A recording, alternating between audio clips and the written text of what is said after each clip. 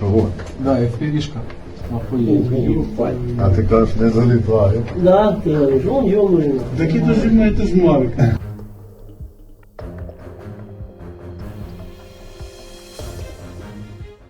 The cold wind of autumn swept across the shattered plains of eastern Ukraine, carrying with it the distant echo of explosions that had become a haunting rhythm of war.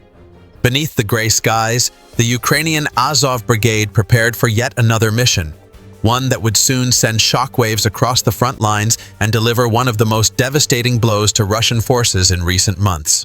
Their weapon of choice was not a tank nor artillery, but a fleet of small, silent killers, drones that would rewrite the balance of power on the battlefield.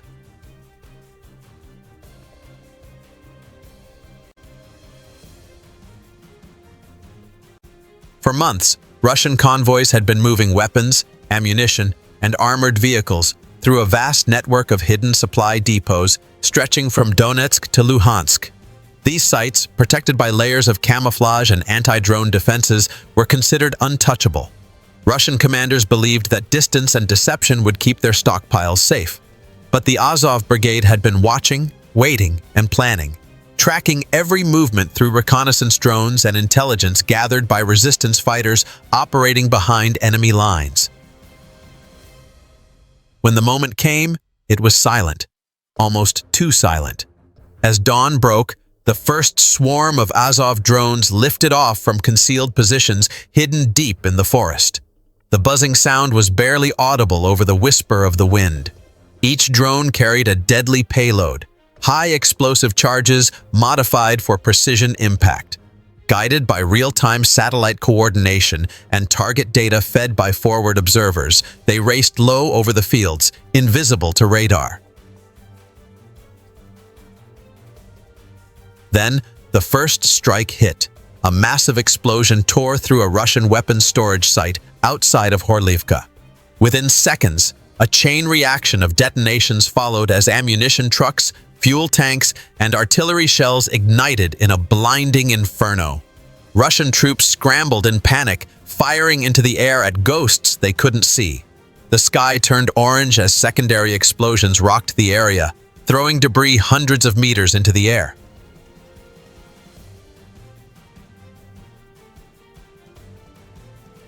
But the assault wasn't over. As emergency crews rushed to the burning site, another wave of drones struck, this time targeting a nearby convoy carrying new supplies. Footage later released by Azov units showed the convoy erupting in flames as precise drone strikes ripped through armored vehicles worth millions of dollars.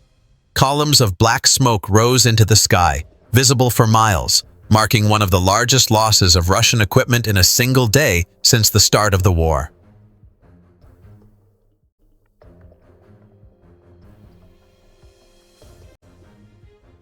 Russian state media tried to downplay the attack, calling it a minor incident. But satellite imagery told a different story. More than 40 destroyed vehicles, including tanks, ammunition carriers, and trucks loaded with missiles. Analysts estimated that the damage exceeded $50 million, and the strategic blow was even greater. Without these supplies, entire Russian battalions were forced to halt their advance, leaving key sectors of the front vulnerable to Ukrainian counteroffensives. For the Azov Brigade, this was more than just a victory. It was a statement. These soldiers, once underestimated and targeted by Russian propaganda, had become a symbol of Ukraine's resilience and adaptability. Using ingenuity, courage, and modern technology, they had turned small drones, once mere reconnaissance tools, into precision weapons capable of crippling a far larger enemy.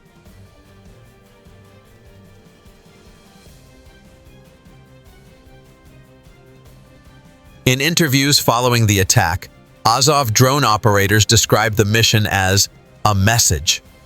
They spoke of months of planning, sleepless nights monitoring Russian movements, and the emotional toll of modern warfare. Yet, their determination never wavered. Each pilot operated their drone from a makeshift command post, eyes fixed on the live feed as they guided it toward the target. One soldier said, "Every explosion we see is not just destruction, it's survival. It's a step closer to freedom."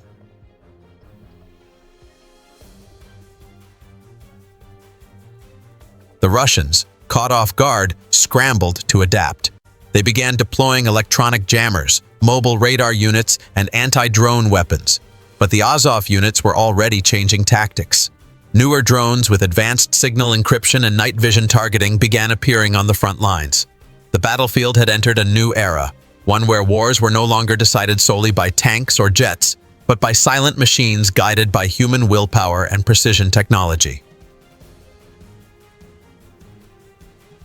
In the following days, the digital front lines lit up with footage from the Ukrainian side.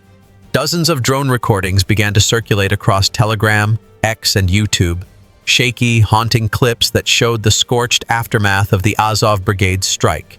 Endless rows of Russian vehicles, once symbols of military might, now lay shattered and blackened across the open steppe.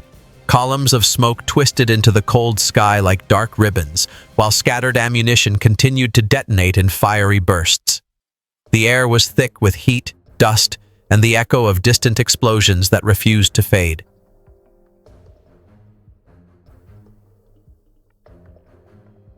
These images spread faster than any artillery shell. Within hours, they had gone viral across the globe. Ukrainians watched with pride, their morale soaring as they witnessed undeniable proof of the Azov Brigade's precision and power. For the first time in months, the online space was flooded with something rare: hope. Meanwhile, across the Russian trenches, the mood shifted from confidence to paranoia. Soldiers began to fear the skies above them, whispering about the invisible hunters, drones that could appear out of nowhere and strike with surgical accuracy. Field reports confirmed that Russian units were refusing to transport munitions without anti-drone escort vehicles. In some sectors, supply trucks sat idle for days as drivers refused to move until jamming systems were installed. Fear had become as powerful a weapon as the explosives themselves. Commanders complained of chaos in logistics and morale, while drone sirens became the new sound of terror in the occupied zones.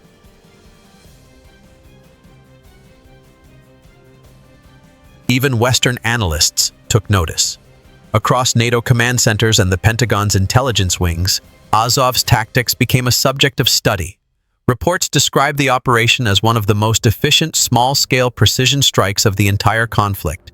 Military experts highlighted how inexpensive, compact drones had outmaneuvered traditional air defenses that cost millions to deploy. The term drone revolution began circulating among defense circles, a sign that the nature of warfare was changing before the world's eyes. One U.S. analyst described it bluntly: a $2,000 drone just destroyed a $2 million tank. That's not just a victory, that's an evolution. The lesson was clear. Agility, intelligence, and innovation were replacing brute force. Armies no longer needed massive formations to change the course of a battle. They needed data, precision, and the courage to adapt, all of which the Azov Brigade embodied. But behind every explosion, there was a human cost. For every victorious strike caught on camera, there were men and women who risked their lives to make it possible.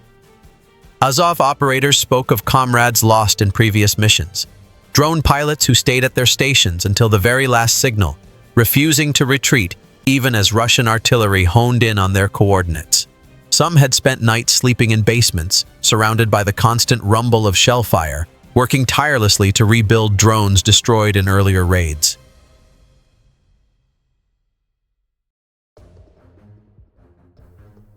They talked about fatigue, about eyes burning from hours of staring at live video feeds, about hands trembling as they guided the drones through wind and signal interference. And yet, they carried on. For them, each successful hit wasn't just an act of destruction, it was a message of defiance, a declaration that Ukraine would never surrender. As the smoke cleared and the fires finally burned out, the full scale of the destruction became apparent. Russian logistics lines were in total disarray. Entire supply corridors were crippled, forcing commanders to reroute fuel and ammunition through longer, riskier paths. Ukrainian forces, sensing weakness, pressed forward. In the southern sector, mechanized brigades began pushing into areas once considered impenetrable. Each Azov strike had paved the way for a broader counterattack.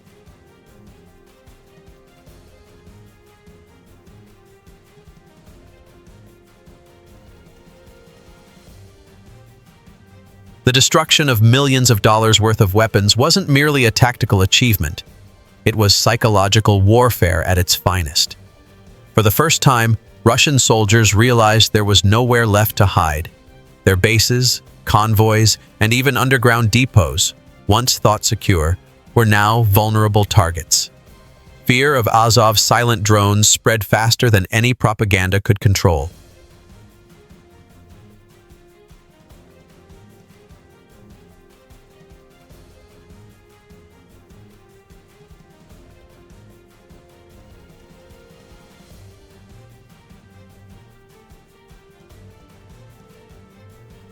Weeks later, new intelligence confirmed that Russian commanders were relocating their weapon stockpiles farther from the front, deep inside occupied territories.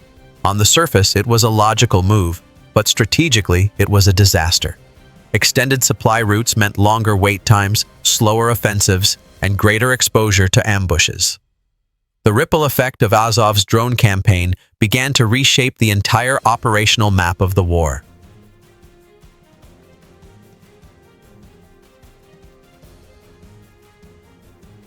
Meanwhile, Azov's drone corps continued to evolve. New operators were recruited and trained in mobile workshops hidden beneath camouflage nets. Engineers worked day and night to improve range, payload, and signal strength. Some units even began experimenting with swarm formations, dozens of drones attacking simultaneously from multiple directions, overwhelming Russian jamming systems and air defenses. What began as a small team of volunteers with improvised equipment had grown into a highly specialized force, feared by the enemy, respected by allies, and admired by millions watching online. Every strike became a message, every video a rallying cry for resistance. Ukrainians who once felt powerless found inspiration in these silent warriors who turned simple machines into symbols of victory.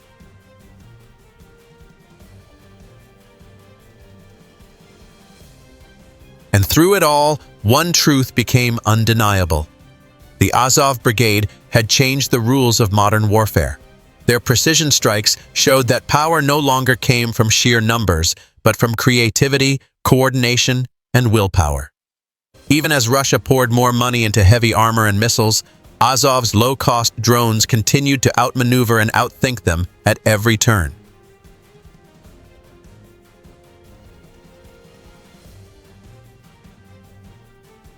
The story of that single mission, when Azov drones obliterated millions worth of Russian weapons, has already entered legend. It's remembered not just as a tactical victory, but as a moment when the course of the war began to shift. It marked the rise of digital warriors who fight not with tanks, but with signals, screens, and strategy. Today, as the world watches the skies over Ukraine, one message echoes louder than ever. The age of silent, unstoppable drones has only just begun. The future of warfare belongs not to those who shout the loudest, but to those who think the fastest. And the Azov Brigade, forged in fire, tempered by loss, and guided by precision, stands at the forefront of that future.